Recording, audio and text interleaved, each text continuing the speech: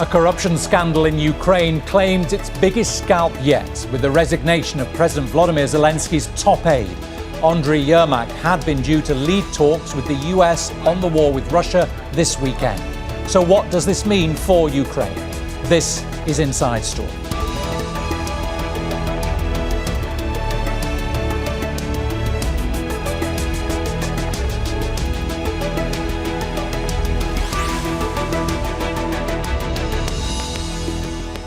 Hello, welcome to the programme. I'm Bernard Smith. Despite holding no elected position, Andriy Yermak was seen as the second most powerful man in Ukraine. His resignation after a raid by anti-corruption investigators means President Volodomy Zelenskyy has lost his closest ally. His former chief of staff made many enemies. He'd been accused of micromanaging generals, ministers and officials. But right up to when Yermak quit, his importance was clear as a key player in talks with the EU and US over the war in Ukraine. The timing could not be more difficult for Zelensky, just as US President Donald Trump is intensifying pressure for a deal to end the conflict with Russia. Russian attacks are continuing, along with battlefield gains in the east. So what are the implications for Zelensky and for Ukraine? And is the crisis over for him, or could it deepen? We'll ask our guests shortly after this report from Alexandra Byers. On a hill above Kyiv, in a sealed-off and highly protected government quarter, a surprise search before dawn. Anti-corruption officers at the home of Andriy Yermak, President Volodymyr Zelensky's chief of staff and the second most powerful man in Ukraine. By sunset, Yermak had stepped down.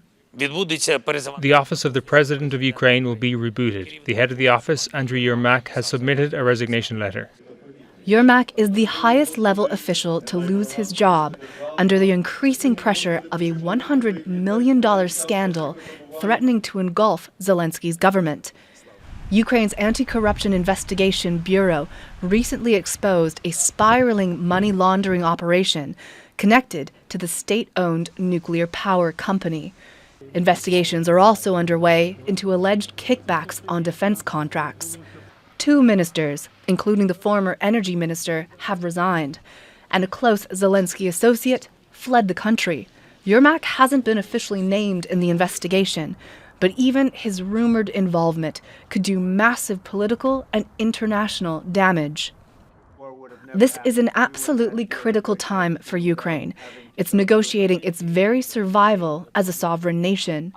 And Yermak was the man who Zelensky had picked to lead talks with the US, seeking to redraft Washington's peace plan to end the war with Russia. They've known each other for more than 15 years, from the time they worked together in TV and movies. After Zelensky's election in 2019, he named Yermak as a presidential aide, but the role and his power quickly grew. He was always by Zelensky's side, in world capitals or the underground bunker they slept in after Russia's invasion. Eventually, the former movie producer had the power to handpick cabinet members, make military decisions, and negotiate with foreign powers. But he was deeply unpopular, both at home and abroad. Many believed he'd gained too much power and thought his influence far exceeded his title. Recent polls showed 70% of the Ukrainian public wanted him out. I am happy it finally happened, and we may now see some positive staff changes because it was long overdue. Stamping out corruption was a major part of Zelensky's presidential campaign, and this scandal has enraged a war-weary nation living with blackouts and freezing homes. Some suffer and others line their pockets. This is corruption and it must be eradicated. Zelensky is hoping to earn back the trust that's been lost in the government, saying the stakes are too high to fail now. Russia really wants Ukraine to make mistakes. There will be no mistakes on our part. Our work continues. Our struggle continues. If we lose unity, we risk losing everything, ourselves, Ukraine, our future. Russia has seized on the scandal to undermine Kyiv's credibility. It's also alarmed European allies. And now, the fall of Ukraine's lead negotiator, with no clear replacement, is leaving the future of this entire round of diplomatic efforts to end the war in doubt. Alexandra Byers, Al Jazeera, for Inside Story.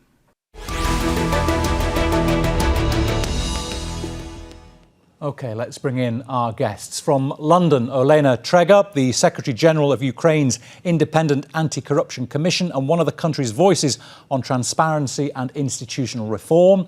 From Riga, Leonid Ragozin, independent journalist and political analyst, specialist on Ukrainian and Russian political dynamics. And from Brussels, Donnacha Beacháin, Professor of Politics at Dublin City University, specialist on post-Soviet and Eurasian affairs. A warm welcome to you all. Donnacha, I'll begin with you, if I may.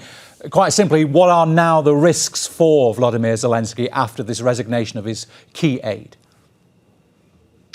Well, the key risk is relating to reputational damage. There are already those who would like to exploit this, those who have never had really Ukraine's interests at heart, be they in Moscow or be they in Washington, D.C., be they in the European Union.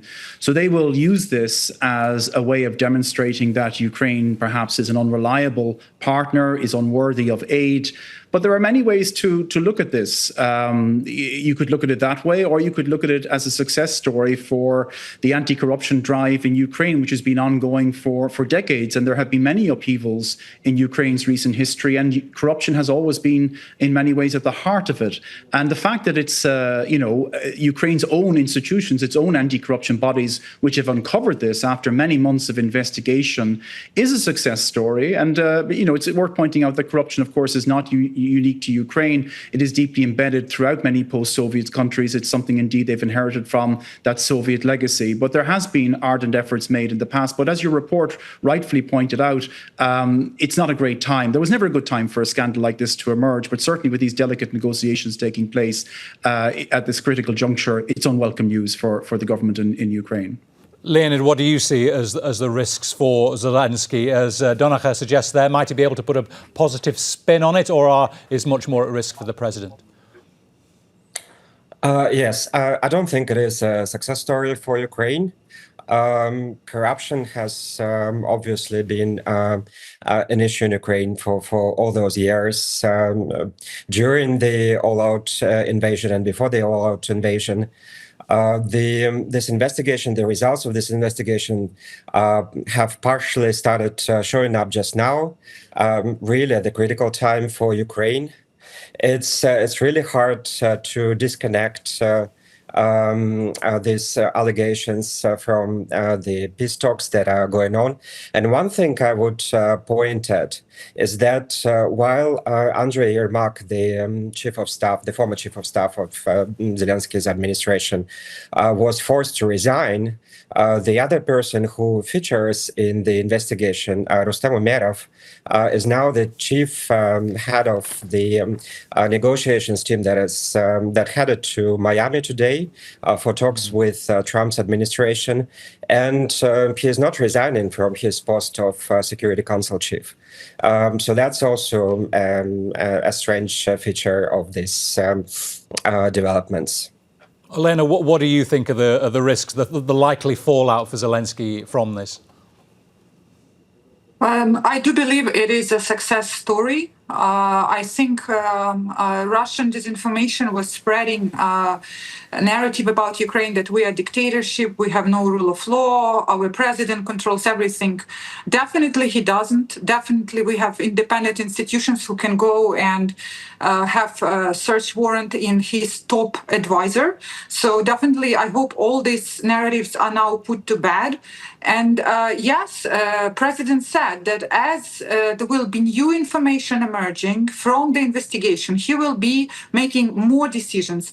Currently, yes, Umerov is not considered suspect. Anti-Corruption Bureau was questioning him as a witness. It's very good that Zelensky is reacting in this way, that he is basically getting rid of his closest allies, because he knows what Ukrainian people expect of him, and he knows that the stakes are too high. It's not about him, not about his people, it's about the future of Ukraine. All right, Leonid, do you see anything in the way this corruption investigation has unfolded? Is it just a clear, obvious campaign into weeding out corruption, or is there more to it?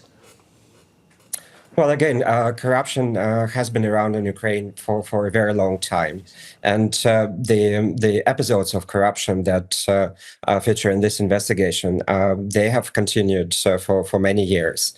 Why it is coming up now? That's a big question for me, because again, as we all agree, this is a critical timing for Ukraine, and the pressure, the political pressure on Zelensky in connection with the peace talks is quite immense. There are many questions about this corruption investigation.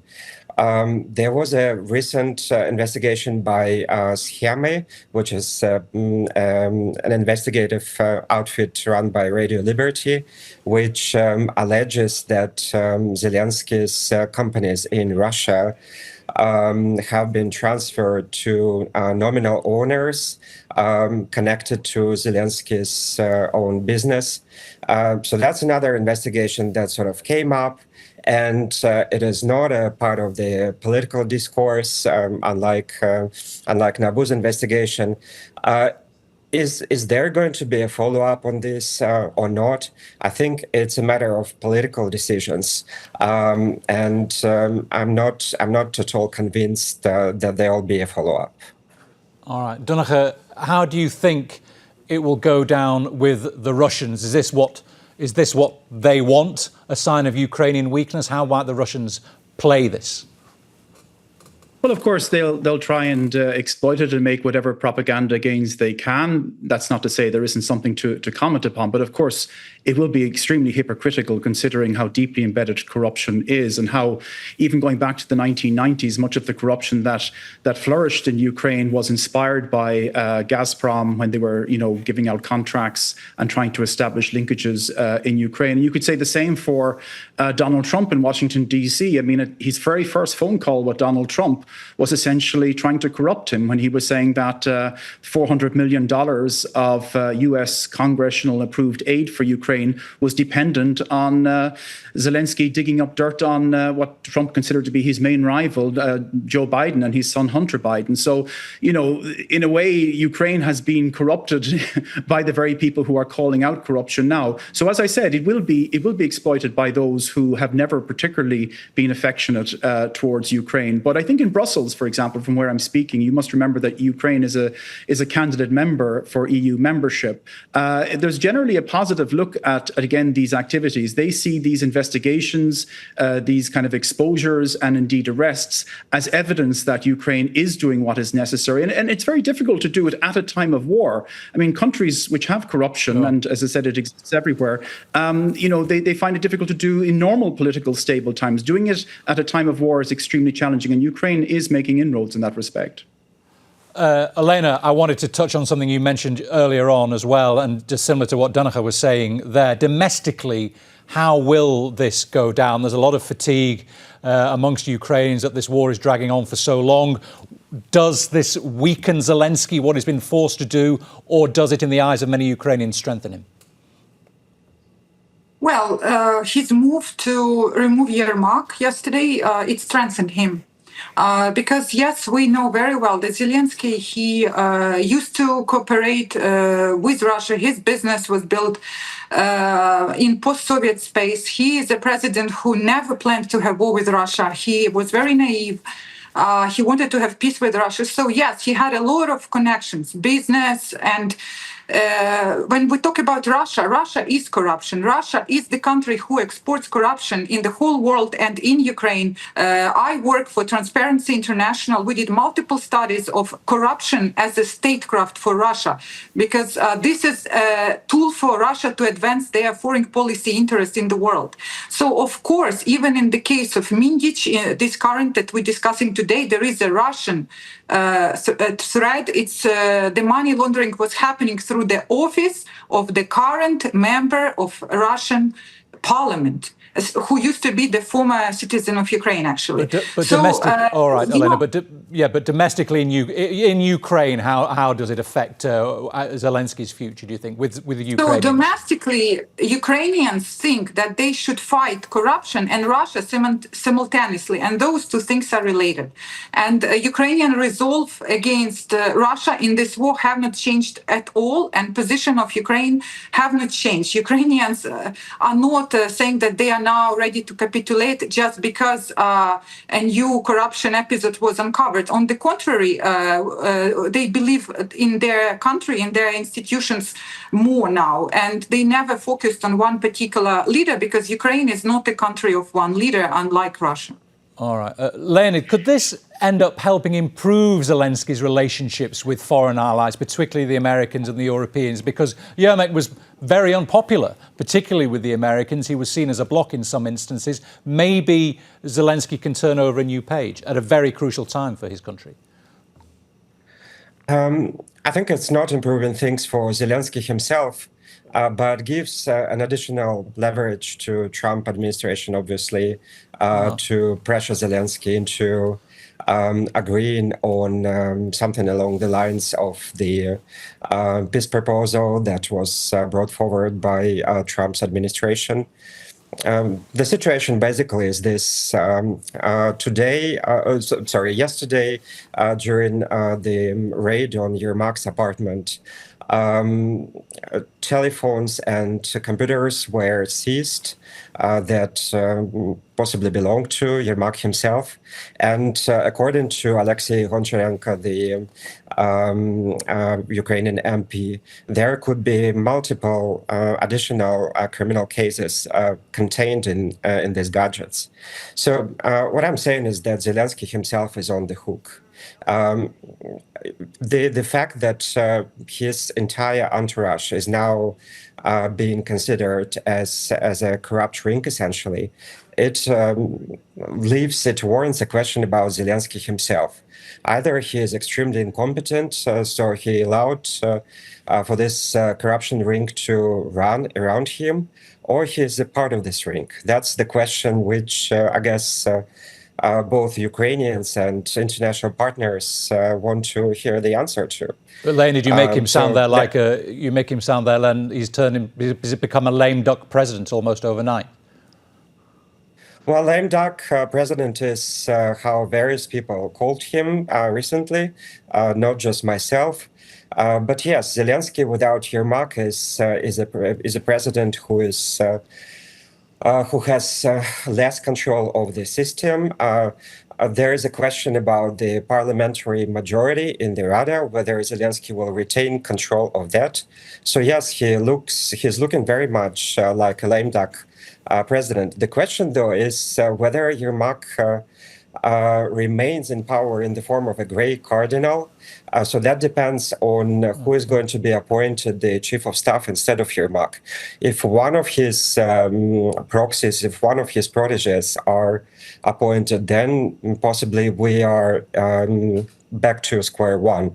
It's just that Yermak is not formally in charge, but he is in charge behind the scenes. So then, Donnacha, is Zelensky's hand weakened considerably, as Leonid is suggesting, vis-a-vis what Trump wants and his peace plan? Again, I don't necessarily think so. It really is a matter of emphasis, and it is a matter of the partners who interact with Ukraine. I certainly don't get that sense here in Brussels that support for Ukraine as a country is going to be weakened by this scandal. And again, you have to put it in a comparative context. In France, for example, we've had corruption scandals. President Jacques Chirac, charged with corruption-related charges. François Fillon, Prime Minister. Nicolas Sarkozy. What does that mean? It means that there is corruption in France. It means that it often is at the highest levels. But does it mean that were France to be invaded tomorrow by a neighbouring country, that Europe shouldn't support France and shouldn't repel the invaders? No, of course not. So again, corruption, it is important, and this is an important scandal. But as I said, it was exposed within Ukraine. I don't think it's going to move the dial in terms of the EU's at least support for Ukraine. And those people who will change their mind or will say they changed their mind, I think were never particularly well disposed towards Ukraine in the first place. Donnacha, you don't think that some European countries are hoping or looking for a reason to push Ukraine closer towards agreeing a deal? France and Germany have indicated they're tiring of paying for Ukrainian refugees. Europe's not going to give Ukraine as much as it wants weapon-wise. Maybe they see an opening. Well, there is certainly war fatigue, if you can call it that, in parts of the European Union. It's somewhat ironic considering it's not the European Union that's at war, it's Ukraine. And of course, there's widespread war fatigue in Ukraine. But I think, this is where there's an alliance of interest between Europe and Ukraine, is that they know that, any sloppy accommodation with Russia on Ukraine, anything that leaves Ukraine vulnerable in the future to future invasions, that simply hands over territory to Russia, will set a very dangerous precedent. We have been down this road before in Europe, where we had, dictators who tried to unilaterally alter the boundaries of Europe by force. And what we learned from experience is giving, Hitler, for example, the Sudetenland or Czechoslovakia didn't whet the appetite, or rather didn't satisfy the appetite. It just made it greater. And that's the fear that's there with Russia's invasion of Ukraine. So yes, there is fatigue, but I think there's also a weary resolution that there's no alternative that's being presented, bar one that sacrifices Ukraine to Russian aggression. That's just not acceptable. Olena, just back on domestic issues again with you. Do you think the president has done enough to stave off a no confidence vote from Parliament? He of course can't be removed in time of war, but he'd have to replace his cabinet, wouldn't he? But has he done enough to avoid that? I think not enough. I think he will be doing much more. I think there will be big reshuffle in the parliament, in the cabinet of ministers, in his office. Basically, there should be the whole government rebooted. And yes, President, he's currently under constitutional immunity. Yes, in France, presidents were sentenced once they stopped being presidents. It's totally normal. In South Korea, president went to jail. This is democracies, and this is what happens. But currently, he's the leader of the war, and Ukrainians still see him as legitimate president. He has still approval. He probably will not be re-elected, but he very much relies on public opinion. He is looking what people are saying and feeling, and he reacts. And this time he reacted right. He reacted the way people wanted. And I think my expectation that he will keep this up. He will be removing all people around him who will be implicated. All right, Leonid, so what happens next from these talks on the weekend? What will happen there? Where will it go, do you think? I think all eyes now are on the peace negotiations that will start with the Ukrainian delegation visiting Florida, have started already. And then the American envoys, with the information they get from the Ukrainians or with the plan they compile together with the Ukrainians, they're going to head to Moscow. And then we'll see to what extent the Kremlin is ready to accept this plan. The plan that has been aired so far, it is much closer to the Russian positions, to the initial Russian positions. However, it contains at least a couple of provisions that Russia is not going to accept, like a very large cap on the Ukrainian forces, 600,000. As far as I remember, during Istanbul negotiations, Russia insisted on just 80,000, and then they were talking about 250,000, which is the size of the Ukrainian army when the all-out invasion started. There are issues with the Russian language that are not really addressed properly in this plan. So it's not going to be easy to convince the Russians to accept this plan. So that's what is going to happen next. As for the events in Ukraine itself, yes, there is intrigue about the parliamentary majority because it's just 4 MPs who need to desert the Servant of the People party in order for Zelensky to lose the absolute parliamentary majority, and then there will be a talk of coalition, maybe with Yulia Tymoshenko, maybe with somebody else. So But so far, this is not happening. Just one of the possibilities. It is a very turbulent times, and things are going to be changing at very rapidly. Donnacha, it's a catch-22 there for Ukraine, isn't it? Either it gives up land, it surrenders land to Russia, which is unthinkable, or it continues fighting, which could be futile if Russia makes gains next year, and then it ends up in a worse situation in the long term anyway. Look, it's a very difficult situation for Ukraine. From the beginning, this was an asymmetrical war. Russia's a nuclear power. It's a UN Security Council member. It has a far bigger population, a far bigger military. It was always going to come down to how much support Ukraine was going to get from its democratic partners around the world. The US has effectively switched sides during the last year under Donald Trump, and that's reflected in that 28-point plan that we saw initially. It's remarkable that the discussion is about disarming Ukraine and limiting its geopolitical orientation when, in any normal peace agreement, we would be talking about disarming the aggressor. No talk about that, no about limiting the huge Russian military-industrial complex and the fears that exist in all other states. In Moldova, for example, in the Baltic states, they fear that, how this war ends will have implications for them, because if it means that Ukraine is sacrificed to the Russian invasion, then it means that Europe hasn't defended Ukraine, and they feel as much smaller states neighboring Ukraine, why would they be defended in similar circumstances? Olena, do you think that's what's going to happen? Ukrainians are going to have to make a bitter compromise to get this war ended, to give up land rather than fighting to reclaim everything? Well, the issue is that there is no real peace negotiation right now, and it doesn't look at all that Putin is ready to stop the war. Even if Ukraine agrees that the territory which is currently controlled by Russia will be somehow in this legal limbo, and they will not be trying to win it back militarily. This is not the point. This whole negotiation for me looks like a special Russian operation in order to destroy Western resolve and delay sanctions and delay delivery of heavy weaponry to Ukraine. This doesn't look like a serious negotiation in good faith. All right. OK. Thanks to all our guests, to Olena Tregub, to Leonid Ragozin and to Donnacha Beacháin.